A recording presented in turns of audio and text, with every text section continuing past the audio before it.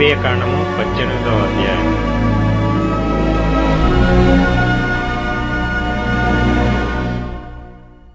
మరియు యెహోవా మోషేకు ఇలాగు సెలవిచ్చెను, నేను మీ దేవుడనైన యెహోవానని నీవు ఇశ్రాయేలీయులతో చెప్పుము. మీరు నివసించిన ఐగుప్తు దేశాచారముల చొప్పున మీరు చేయకూడదు. నేను మిమ్మును రప్పించుచున్న కనాను దేశాచారముల చొప్పున మీరు చేయకూడదు. వారి కట్టడలను బట్టి నడవకూడదు. మీరు నా విధులను గైకొనవలెను. నా కట్టడలను బట్టి నడుచుకొనుటకు వాటిని ఆచరింపవలెను. మీ దేవుడనగు నేను యెహోవాను. మీరు నా కట్టడలను నా విధులను ఆచరింపవలెను.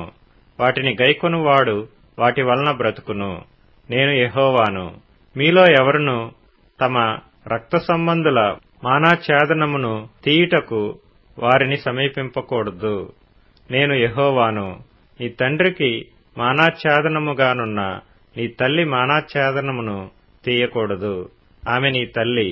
ఆమె మానాఛేదనమును తీయకూడదు. నీ తండ్రి భార్య మానాఛేదనమును తీయకూడదు.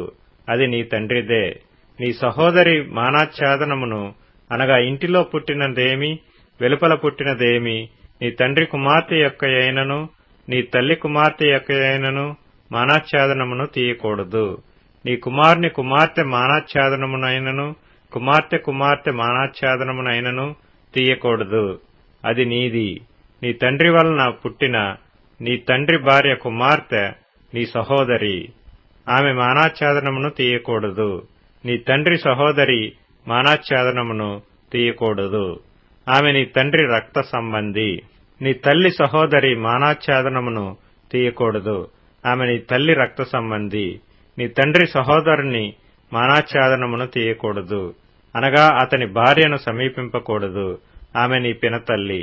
నీ కోడలి మానాఛేదనమును తీయకూడదు. ఆమె నీ కుమారుని భార్య. ఆమె మానాఛేదనమును తీయకూడదు. నీ సహోదరుని భార్య మానాఛేదనమును తీయకూడదు. అది నీ సహోదరుని మానము.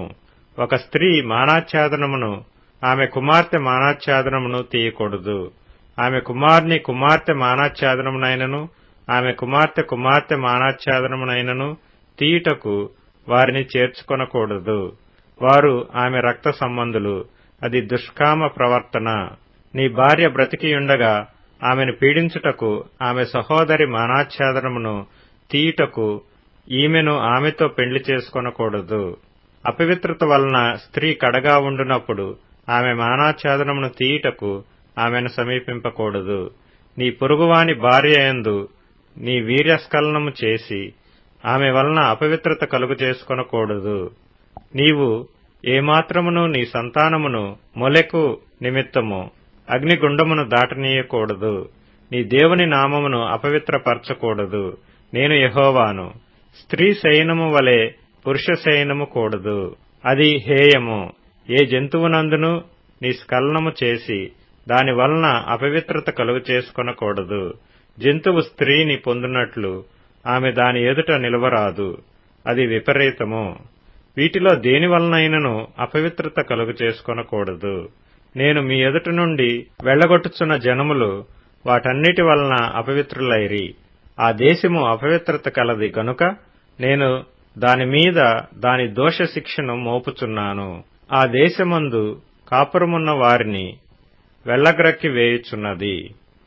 కాబట్టి ఆ దేశము మీకంటే ముందుగానున్న ప్రజలను వెళ్లగ్రక్కి వేసిన ప్రకారము మీ అపవిత్రతను బట్టి మిమ్మును వెళ్లగ్రక్కి వేయకుండునట్లు మీరు అనగా స్వదేశీయే గాని మీలో నివసించు పరదేశీయే గాని ఈ హేయక్రియలన్నిటిలో దేనిని చేయక ఈ నా కట్టడలను నా విధులను ఆచరింపవలెను.